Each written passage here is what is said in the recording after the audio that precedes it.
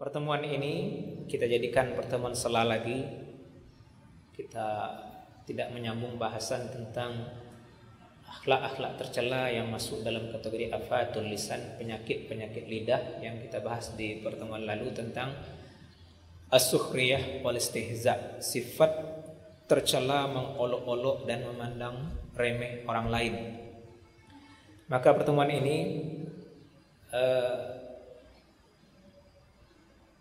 sebuah bahasan yang otomatis merupakan reaksi kita, dan memang ini kita jadi melambat ya gerak kita.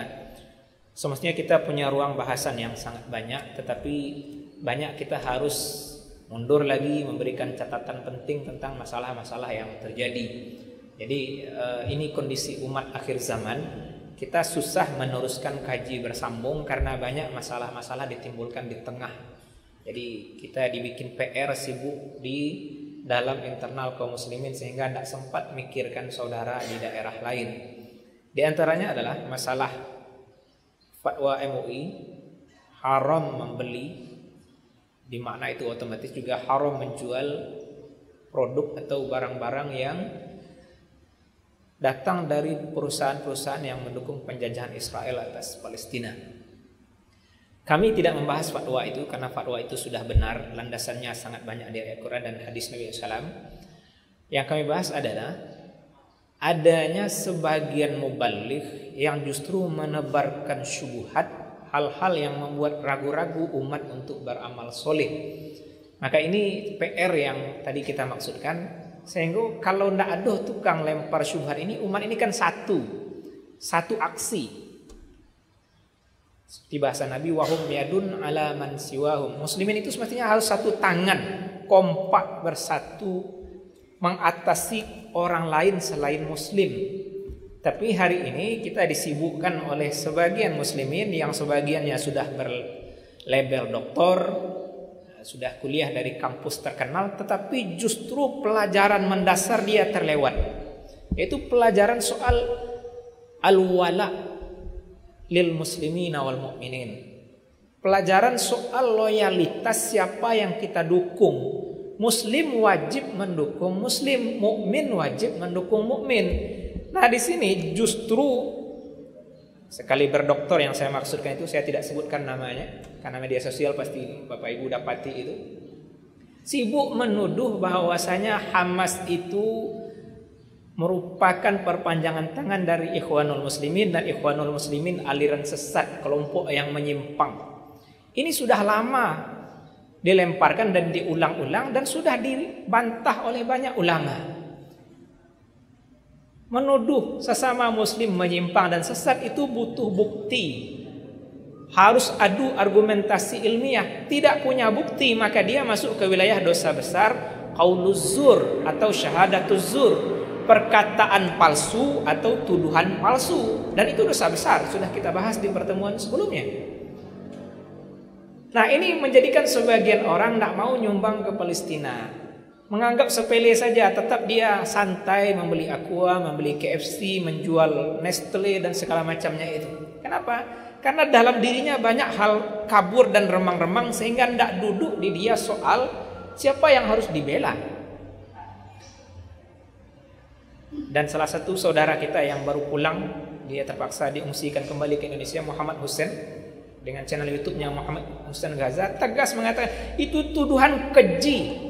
Menuduh Hamas Syiah itu tuduhan keji. Dan kita bisa bayangkan seorang mubaligh seperti saya ini berdiri di atas mimbar masjid itu, disaksikan oleh mimbar yang mulia ini, disaksikan oleh rumah Allah yang mulia ini, memberikan tuduhan palsu.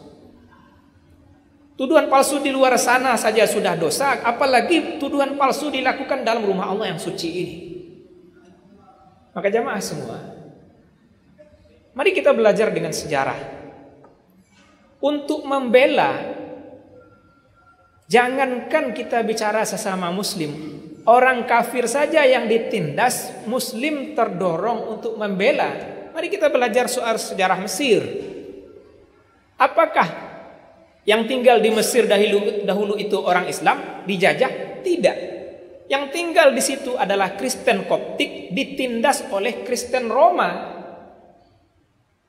Umar bin Khattab radhiyallahu anhu menunjuk Amr bin As radhiyallahu anhu menjadi panglima perang, diberangkatkan ke Mesir. Sehingga apa? Ungkapan Kristen Koptik ketika dibebaskan oleh kaum muslimin, sungguh kalian kaum muslimin lebih kami cintai dibanding kafir Kristen Roma itu. Padahal mereka sama-sama Kristen, tapi beda. Koptik dengan Roma tidak sama.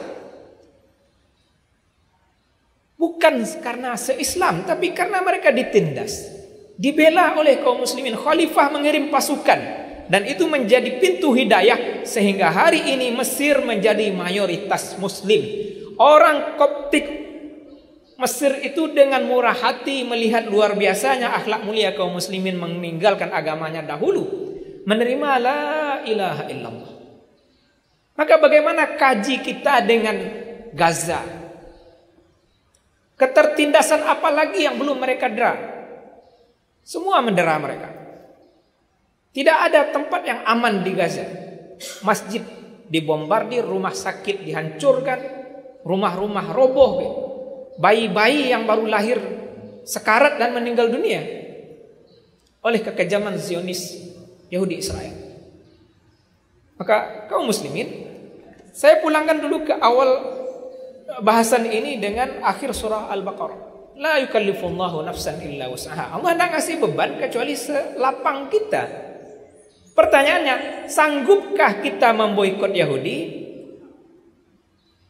Jawaban kita pasti tidak sama dengan Muslim Gaza itu. Dan kita sudah mendapatkan bahasa media, kami kalau orang Gaza memboikot Yahudi, kami mati. Kenapa? Karena kami terkepung. Kalau tidak makan dengan jual beli dari Israel, mereka tidak makan. Nah, kondisi kita yang banyak pilihan jelas tidak sama dengan Muslim Gaza. Muslim Gaza itu mereka kena hukum darurat, pilih mati atau terpaksa jual beli Yahudi. Kita hari ini punya banyak pilihan. Perusahaan-perusahaan lokal sangat banyak. Ada sebagiannya milik Muslim, umumnya juga milik orang kafir yang di Indonesia. Tapi bukan Yahudi, bukan pendukung Israel. Kita punya banyak pilihan. Kita sanggup tidak beli. Kenapa masih beli? Maka wajar ulama menyimpulkan hukum di situ, dan itu hukum Allah. Karena dalam kajian usul fikih, fatwa kalau merujuk benar kepada Al-Quran dan hadis itu hukum Allah. Ulama hanya kalau saya boleh membahasakan, ulama MUI itu hanya terlambat menyimpulkan. Ulama Timur Tengah sudah menyimpulkan itu tahun 2000. MUI baru menyimpulkan itu tahun 2023. 23 tahun sesudahnya, dengan bahasa yang sedikit berbeda. Ulama Timur Tengah memfatwakan wajib memboikot, wajib tidak beli. Itu bahasanya, wajib memboikot perusahaan Yahudi. Nah, MUI sekarang wajib.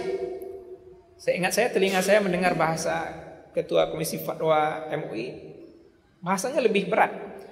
Haram mengkonsumsi produk dari perusahaan yang mendukung Israel. Itu bahasa fatwa.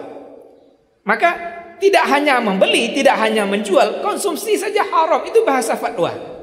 Bagus itu, karena konsumsi ko jalan jual bali. Selama masih ada nam konsumsi, akan tetap ada jual bali. Selama ada jual bali, labo Israel ko tidak akan berkurang. Maka wajar ulama membahasakan air rendam itu, rudal-rudal Israel itu dimodali sebagiannya adalah dengan harta laba mereka atas kaum muslimin. Karena pasar mereka di kaum muslimin kan sangat besar. Indonesia ini ratusan juta kita muslim, lebih dari 100 juta muslim, hampir 200-an. Nah, itu sebagian besar dari dulu selalu memberi laba Yahudi. Maka mari kita menjadi satu tangan dalam aksi ini. Nah, kita pulangkan kepada ayat yang tadi kita baca dalam surah Taubah. Apa kata Allah?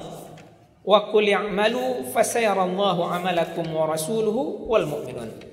Katakan wahai Muhammad SAW, beramallah kamu, maka Allah akan melihat amalmu, Rasul juga demikian, dan orang mukmin juga demikian. Apa hasil lihat ini? Allah Maha mengetahui, Rasul akan mendapatkan kabar tentang perangai umat ini, sehingga ada mungkin yang akan beliau beri syafaat, dikabar oleh Allah bahwasanya orang itu tidak layak dapat syafaat. Mukmin juga akan menjadi saksi karena akan melihat. Fungsi mukmin melihat ini juga soal syafaat. Karena dalam hadis riwayat Muslim kita dapati, Muslim nanti akan saling memberi syafaat kepada sama Muslim. Nah, yang begini-begini tidak layak dapat syafaat. Kenapa? Dia tidak punya jiwa pembelaan terhadap sama muslim, itu minta dibela oleh kaum muslimin. Jadi penting kita saling melihat amal untuk saling mengokohkan. Nah, sebagian syubhat yang kembali ditebarkan di media sosial, wak ikutna Yahudi barana kurang labo, ndak kabaran tiga yang membantai muslim. Logika ini kalau dipakai oleh burung dan semut, maka burung dan semut pasti tidak akan sibuk berusaha memadamkan api yang bakar Nabi Ibrahim AS. Tapi mereka tidak berpikir. Di situ adalah soal loyalitas, soal dukungan. Ketika mendukung Rasul Allah, mereka tidak mikir berhasil atau tidak berhasil. Yang penting saya berbuat. Saya sudah berusaha menyiramkan air. Cicak juga demikian. Saya tidak peduli gadang tak gadang, api ko nanjale ambo satu membakar Ibrahim. Maka saya ulang bahasa ini. Kaum muslimin hari ini silahkan pilih di antara dua kelompok ini. Kelompok cicak adalah Hizbus Syaitan, kelompok burung dan kelompok semut adalah Hizbullah. Mereka yang berusaha mengurangi laba Israel adalah kelompok semut dan kelompok burung. Kita tidak bahas kurang labonya, bangkrut atau tidak bangkrut. Itu tidak penting bagi kita. Yang penting kita lepas di hadapan Allah Ta'ala nanti ketika dihisap. Karena ancaman Nabi, kalau sampai Allah baretong jawabnya hisap pada Allah, cilako. Man husiba halaka, kata Nabi.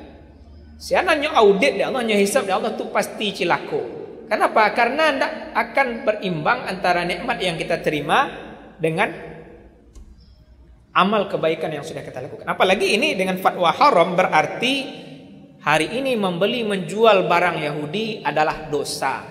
Nah, ini sebagian kaum muslimin masuknya jiwa sekuler ke sebagian orang hanya menganggap urusan agama itu lah rajinnya sholat 5 waktu ke masjid, lah rajinnya baca Quran, lah rajinnya tahajud, lah bersedekahnya rutin tiap Jumat lah tu mah. Padahal dalam kajian iman ada bab al-wala tadi. Siapa yang kita loyal, siapa yang kita dukung. Lawannya adalah al-barra. Siapa yang kita antipati, itu harus duduk di kita. Mukmin mendukung mukmin, mukmin tidak mungkin mendukung orang kafir dan kekufuran. Ini penting sekali jamaah. Maka semoga semua syubhat remang-remang yang menghentikan orang beramal bisa duduk di kita, sehingga kita menjadi orang istiqomah. Dan itu juga jadi sering pertanyaan, sampai kapan kita tidak beli barang Yahudi Ustaz? Sampai Palestina merdeka. Sampai kapan semut dan burung berhenti menuangkan air? Sampai padamnya api yang membakar Ibrahim alaihissalam. Inilah kita. Semoga bahasa ini mengokohkan kita untuk beramal. Intinya adalah berusaha menyelamatkan kita nanti di hari hisab, itu saja. Nah, bagian dari usaha itu adalah kepedulian kita terhadap sesama muslim. Kita potong di sini. Terima kasih atas perhatian. Subhanakallahumma bihamdika nasyhadu an la ilaha illa anta nastaghfiruka wa natubu ilaik. Amin rabbal alamin. Assalamualaikum warahmatullahi wabarakatuh.